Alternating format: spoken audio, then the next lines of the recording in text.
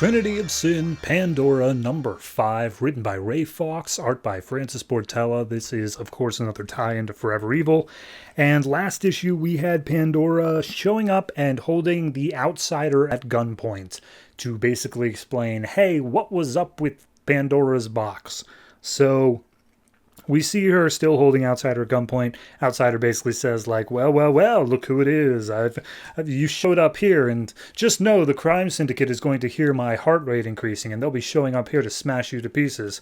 And he's like, okay, whatever, I'm immortal, I don't care, and you'll be dead before they get a chance to try. So, you're going to tell me how to send you and your masters back to where you came from. And he's just like, I don't think I'm going to do that. That seems a little bit stupid to me. And so she cocks the gun, and he's just like, all right, fair enough, let me tell you. So, flashback to 10,000 years ago, Pandora's origin, and just like, now, I know all about you, Pandora. I know that you found the box, and you opened it up, and they say that you birthed all evil in this world. But me and you both know that that's not the case. You didn't open the box. The box opened itself, right? And she's like, I mean, yeah, but I just kind of assumed it was, a proximity thing. And he's just like, no. Okay, here's the thing. You haven't been asking the right questions. For instance, here are the right questions. Who makes these boxes? Who put one into your universe? Why did they seal the spirits of sin inside? And then, of course, the obvious one, why did it open for you? So at that point, Outsider says, yeah, okay, you should have known that you were not all that important because you were hanging out, chilling in a hut somewhere for like several thousand years as the Sins went out and did their thing. And she freaks out, she bashes him down a little bit, and just like, okay, hold on. Let me tell you the real truth then, because here's the part that you never quite got. In fact, nobody on your Earth has ever quite got, apparently. The Sins are not the cause of evil in your world. There was always evil in your world. It has always existed. The Sins merely feed on it. They get more powerful because people in your world are committing their relative sins. And the more they feed, the more human-like they become. When they first came out, they were like hulking monsters, but then they feed on human sins, they look more human. And so even the Rock of Eternity, even the Council of Wizards that punished you, they didn't even know what the heck was going on, but they just blamed you anyway. So your entire quest here of taking the evil of mankind and sending it back, literally pointless because it's not possible. That was not a thing that you were ever able to do. And she's like, no, you're lying. And he's like, well, on my Earth, everything's a bit backwards, so the truth is a lie, and a lie is the truth. Ha ha ha ha. So at that point, Grid finally realizes, oh, hey, someone's messing with Outsider. So he starts causing a bunch of machinery to come and attack, and he's like, look, there's no way to open the box. It's destroyed anyway, as is the gate. You're stuck with us, and you're out of time. So everything starts coming after Pandora, starts attacking her. We get a big explosion. And then all of a sudden, she gets teleported out. So then we cut to Baltimore, where I always forget this guy's name, Marcus. He's basically like, okay, what do I know about this box that Pandora has tasked me to rebuild? 1, I know that it has something to do with transportational.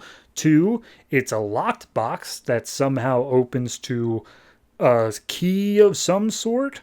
And 3, I have no idea what I'm doing, and there's no way to ever possibly fix this. But then all of a sudden he gets the aha moment. He's like, wait a minute.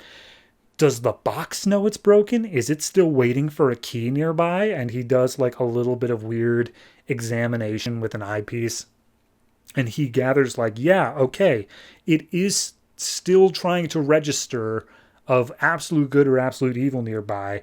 It's still able to be used at the very least. So he starts working on it. Then we see where Pandora got teleported to. And she basically says, I don't know.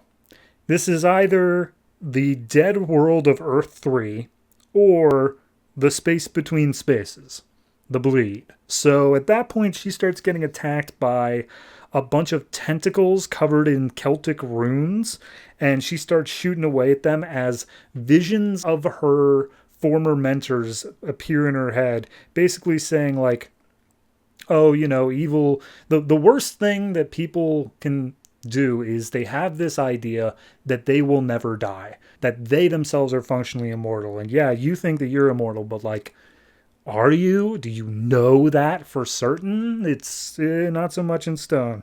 So at that point, the tentacles start to overtake her. She manages to slice a few more away before finally she's dragged into the ground by them through a portal. And she wakes back up to that first night when her entire tribe was killed.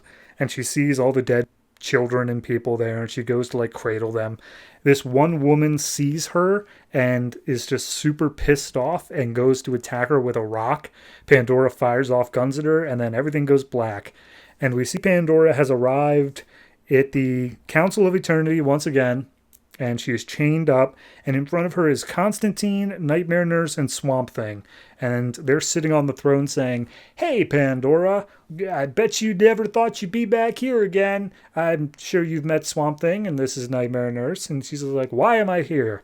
And then she looks over and sees Phantom Stranger and the Question are also here, also chained up. And Constantine says, "Well, Pandora, I've brought you here to help me kill evil."